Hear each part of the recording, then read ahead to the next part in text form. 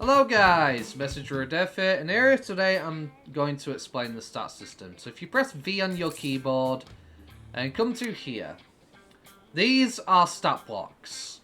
Now what stat blocks do is they increase the amount of damage you take, how much damage you don't take, and things like, because you got strength, defense, resistance, and lots of other stats. You got strength, int, defense, resistance, and speed. Now, these stats are important for a myriad of reasons. Strength increases your overall damage output. The faster you kill something, the less attacks it gets to do on you, and the less damage you're going to take. Now, certain Digimon, based on what form they can accomplish, will be limited in what they can achieve. So, we're going to take this Tumon right here. So this Tumon, being a rookie, can only have up to 8 stat blocks. Even though I have enough to pay for this third set of 4 blocks, I can't do it because it is specifically a rookie Digimon. However, this is a champion Digimon. Champion Digimon can have up to 3 unlocked.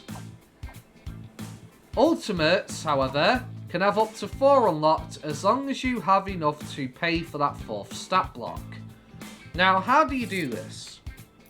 So, throughout playing the game, doing the daily quests and doing dungeons and other things, you can earn these Tetris block looking things here. These are what you need to unlock more stat blocks for your Digimon, so you can potentially get them to be much stronger. Now, it starts off with 50, 200, 450 to unlock the final set. Now this is very important because, like I said, it affects how strong your Digimon will be. So if we do this, this will generate a single stat block. Sometimes it can have a part attached to it, so it could be a diagonal piece that goes upwards like this, or sideways, or downwards. And as long as it's within the confines of the stat blocks I've unlocked, I can slot it in. Now, as you can see here, you're seeing 12% on this Digimon and 12% here, but I have no stat blocks. Why is that?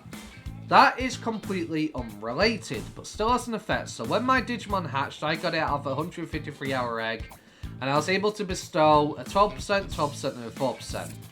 You can also gain stats through hatching Digimon and feeding them various fruits. Now, not that one. Let's have a look at this one. So, this is currently my Koromon I've got here that I've hatched. And I'm currently feeding it fruits which are increasing these stats. As we can see here, it's got 38 HP, 57 strength, 27 speed. These all affect what your base stats will look like on your Digimon. And the way you do that is by feeding various fruits will increase certain things. And you give these to your baby Digimon, so that'll influence it. The goal is to get a 12% speed and strength if you can on a Digimon, so you're faster than everything and stronger than everything without needing to invest into speed or anything like that and still be incredibly quick. Then you want to pump your Digimon mostly full of strength. The old system used to be int would affect skills just like strength would. Strength would affect physical skills. So if we take my lovely Agumon here, so this is a physical skill that hits physically. This used to be based off strength, and this was an int-based skill because it's not a physical attack. That's no longer the case in this game. It has changed, so it's updated from the last video. That's why I'm making this video here. So now strength affects all skills. Int now affects crit chance instead of your base stats. So if you wanted to put some int in your Digimon to increase their crit chance, you can do so.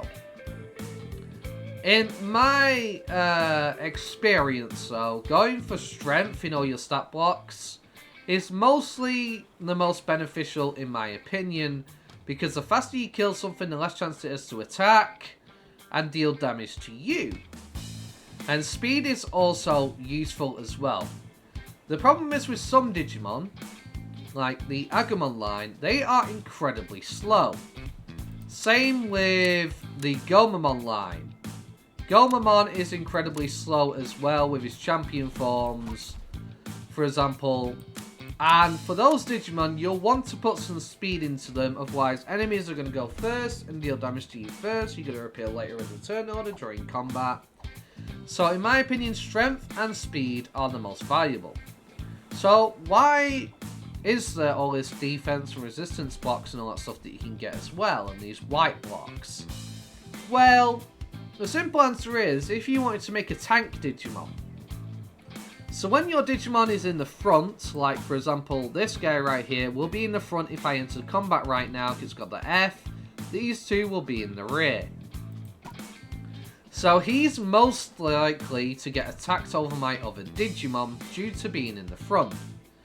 So if I really wanted to turn him into a tank, I would want to put defense blocks on him for the sake of making him much tankier, so he stays alive longer, and then my two attackers in the back can keep blasting the enemy. So it is incredibly situational. But the way stats work, HP, SP, this is for basically your mana pool, essentially, for your skills. Strength, int, defense, resistance, and speed. The white blocks, to my knowledge, have an effect on how often a quick time event will show up in combat. I will jump to a clip now to show what I mean.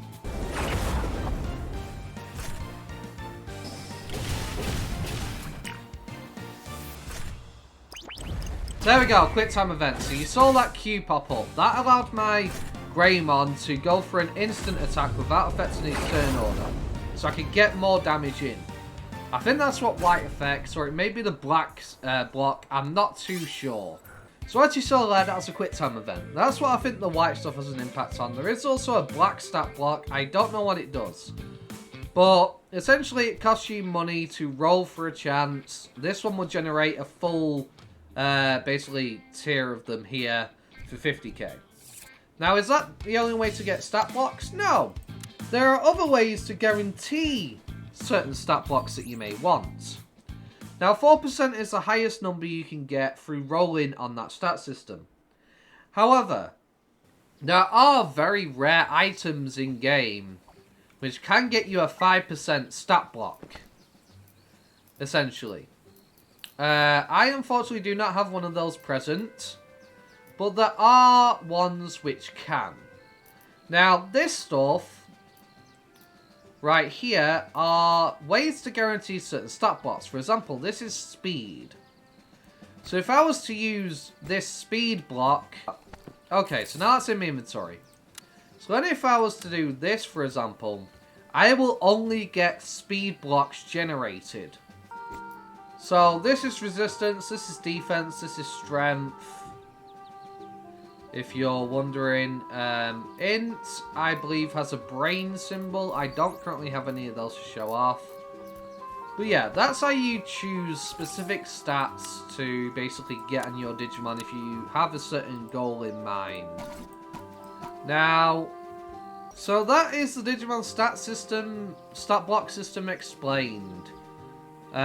So, basically, ideally, you want to, as you Digivolve up, you want to get all 4 slots filled in and then make your Digimon as strong as possible with as many strength blocks as possible. Like here, if you look at my Rosemon, this is a prime example of how good you want your Digimon to be. You want 4% if you can get them. If you can get a 5%, all the more better. But you want to do that, and you want to get those Tetris spot systems to unlock this final one and put more strength in. So late game, I can handle things a lot better. Realistically, I'm saving these up for a different purpose currently. But the way to get these is to do daily quests. So once you've completed all the quests in a certain biome, these green quests will show up and you'll get daily quests.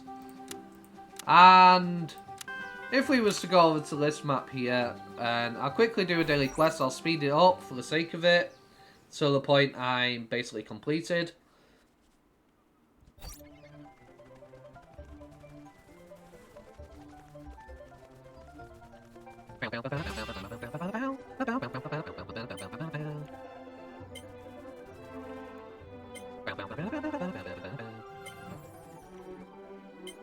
Okay, so as you can see, I completed that daily quest, And boom, I got some Tetris blocks. So that's how you'll primarily farm them. Another way to do it is to do the daily dungeons. Go over to Tentomon and Beamon in the Village of Beginnings. If we go over here. So here's Tentomon and Beamon. When you do the daily dungeons, which you'll get after completing all quests in a certain zone, you'll be able to get this currency, which you can trade in for these Tetris blocks.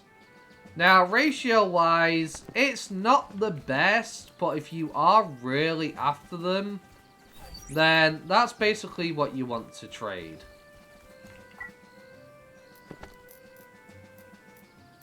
Fortunately, I only have one of the greens, so I can't quite do the trade currently. But I can on Beamon. So I forget, the green stuff is rift items. This is the daily dungeons, the red stuff. So if we trade that in, unfortunately it's 4 per 1, which is a terrible deal. So I highly recommend just doing daily quests. Do not waste your stuff on your daily dungeons, especially when you can trade it in for better stuff. Like a 0 units for making your Digimon even stronger. But that's basically stat blocks explained. Hopefully I made it clear and concise enough for you to understand things.